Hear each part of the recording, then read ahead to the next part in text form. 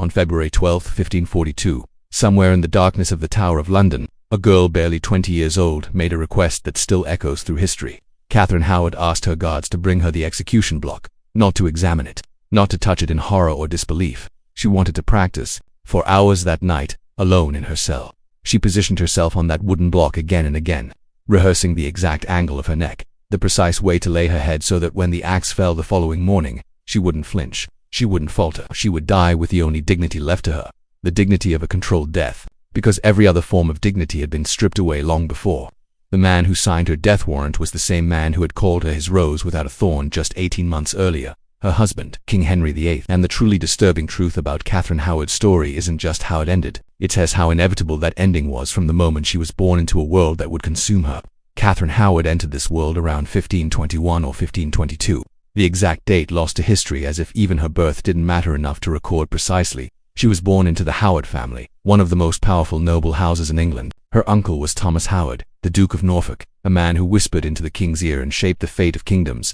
On paper, Catherine should have had everything: the finest education, careful supervision, a future bright with possibility. But Catherine's father was Lord Edmund Howard, the unsuccessful younger brother, the one who couldn't hold on to money, who couldn't provide for his own children. So Catherine, still a child, was shipped away to live with her step-grandmother, the Dowager Duchess of Norfolk. In a sprawling household that operated somewhere between a finishing school and a prison without guards, the Dowager Duchess maintained 2 estates: Chesworth House in Sussex and Norfolk House in Lambeth, where daughters of noble families were sent to learn courtly manners and prepare for advantageous marriages. But by the Duchess's own later admission, given under oath when everything fell apart, the discipline in her household was essentially non-existent. The older women assigned to supervise the young girls rarely bothered at night. According to testimony that would haunt Catherine until her final breath, men would sneak into the girls' dormitories. This wasn't education. This was chaos dressed in silk and noble titles. The dormitory where Catherine slept with the other young women was called the Maiden's Chamber, though the irony of that name would become apparent soon enough. It was supposed to be locked at night. In practice, the locks were meaningless. Young men from the household found their way in with disturbing ease, and the women who should have stopped them either weren't there or simply didn't care. Catherine arrived in this environment as a child, small and delicate, probably not even 5 feet tall, with auburn hair, pale skin, and blue-gray eyes that a Spanish chronicler would later describe as belonging to the most graceful and beautiful lady in all the kingdom. That beauty, in a place where no one was watching, made her a target. She was 13 years old when a music teacher named Henry Mannix first noticed her. He was hired to teach her the virginals, a keyboard instrument popular in Tudor England. What he actually taught her was something far darker. According to testimony gathered years later, Mannix engaged in what we would now recognize as the abuse of a child. Catherine was 13. He was an adult in a position of trust and authority. She later admitted, under interrogation designed to break her, that she had allowed him to touch her in intimate ways, though she claimed to have stopped short of full intercourse. Some historical accounts framed this as a teenage romance, as if a child could consent to what a grown man in power demanded. But let's be clear about what we're looking at through the lens of history. A man employed to educate used his access to a vulnerable girl for his own purposes. In a household where no one would stop him because no one was watching, the relationship with Mannix only ended when another woman in the household, Mary Lascelles, warned him away, not out of concern for Catherine's safety but because she reminded him that Catherine was a Howard, that her family was powerful, and that attempting to marry her would bring consequences he couldn't survive. Mannix's response was to boast about what he had done. Remember Mary Lascelles. She will return to this story at the worst possible moment, carrying the words that will destroy everything. For now, the Mannix situation faded into the background. Catherine remained in the same household, still unsupervised, still vulnerable, still learning that her body was something men could take.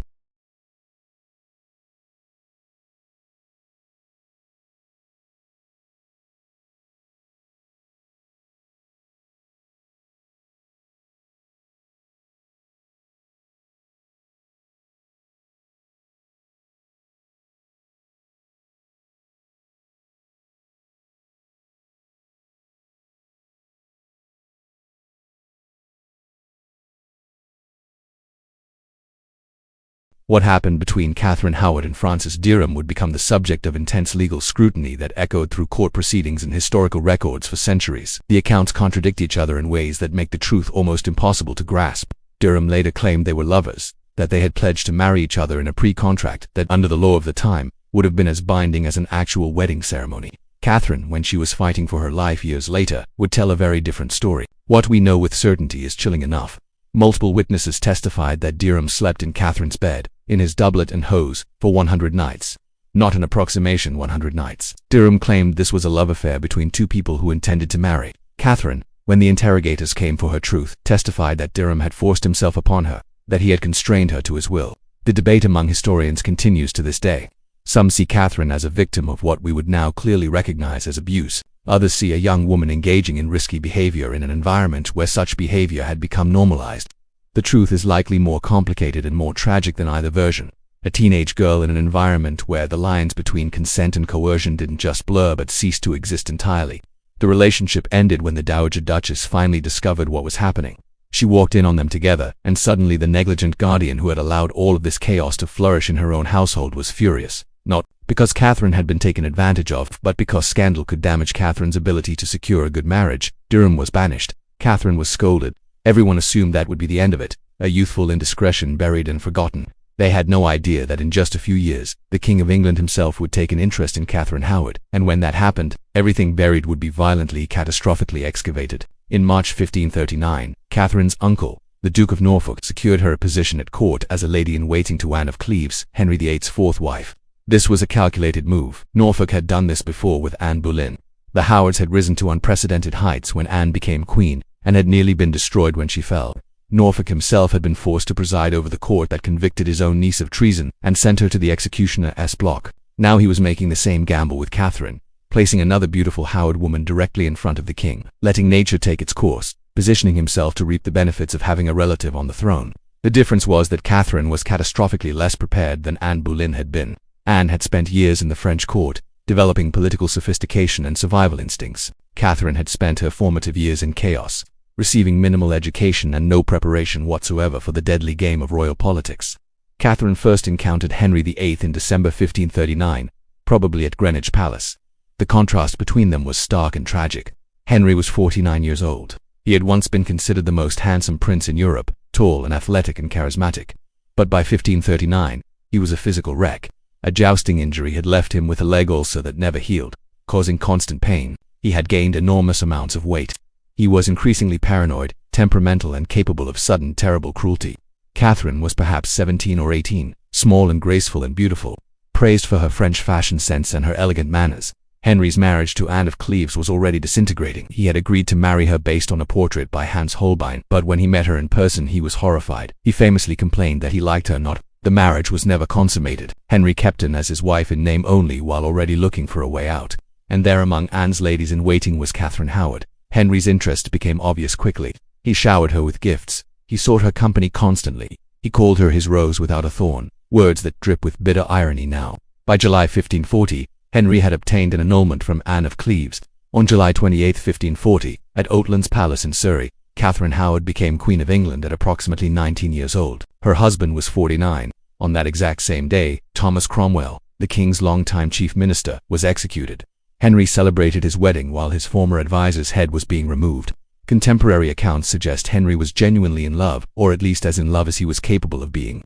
He couldn't keep his hands off Catherine in public, scandalizing the conservative members of court. Catherine played her role perfectly, affectionate and attentive, everything a young wife should be, whether she felt genuine affection or was simply doing what years in dangerous environments had taught her. What survival had always demanded is impossible to know. What we know is that she wasn't honest with him. She never told him about Mannix. She never told him about Derham. She kept her past buried, hoping it would stay buried forever. Catherine had been queen for less than 18 months when everything collapsed. In the summer of 1541, Henry took Catherine on a royal progress to the north of England. A grand tour meant to display his power and his beautiful young queen. It should have been a triumph. Instead, during this journey, Catherine made a fatal mistake, or depending on how you interpret the evidence, had a fatal mistake made for her. Thomas Culpeper was a gentleman of the king's privy chamber, young and handsome and a distant cousin of Catherine's. He had access to the king's private quarters, which meant he had access to Catherine. During the progress they met privately multiple times in secret, late at night, meetings facilitated by Lady Jane Rochford who stood guard while they were alone. What happened during those meetings became the central question that would determine whether Catherine lived or died. Among Culpeper's belongings, investigators found a letter from Catherine. "It makes my heart die," she wrote, "to think what fortune I have that I cannot be always in your company." The royal progress ended. Henry and Catherine returned to Hampton Court Palace, and then in autumn 1541, someone from Catherine's past decided to talk. Mary Lascelles, who had warned Mannix away years earlier, told her brother John, a religious reformer, about Catherine's history. John felt compelled to report it to Archbishop Thomas Cranmer. In early November 1541, Cranmer presented the allegations to Henry in a letter, allowing the king to absorb the news in private. The French ambassador reported that, upon learning the truth, Henry's heart was pierced with pensiveness, and finally, with plenty of tears, he opened the same. Henry VIII wept openly before his council. On November 6, 1541, Henry abandoned Catherine at Hampton Court under the pretense of going hunting and never returned. Catherine was confined to her chambers with no idea what was happening. On November 7, Cranmer arrived to interrogate her, and Catherine became hysterical, making multiple confessions that contradicted themselves. First describing her relationship with Derham as consensual, then claiming he had forced himself on her. The machinery of Tudor justice ground forward with terrible inevitability. Catherine Howard was executed on February 13, 1542, on Tower Green. She had practiced the night before, positioning herself on the block again and again, because no one had ever taught her how to live, only how to die with dignity. She was buried in an unmarked grave in the chapel of St. Peter ad Vincula, just feet away from Anne Boleyn, the aunt she had never met but whose fate she shared. Two Howard women, two queens, both destroyed by the same king. What do you think Catherine Howard's true story was? Victim of her time, or someone who made fatal choices? Leave your thoughts in the comments below, because this is a story history still can't quite agree on, and your voice matters in how we remember her.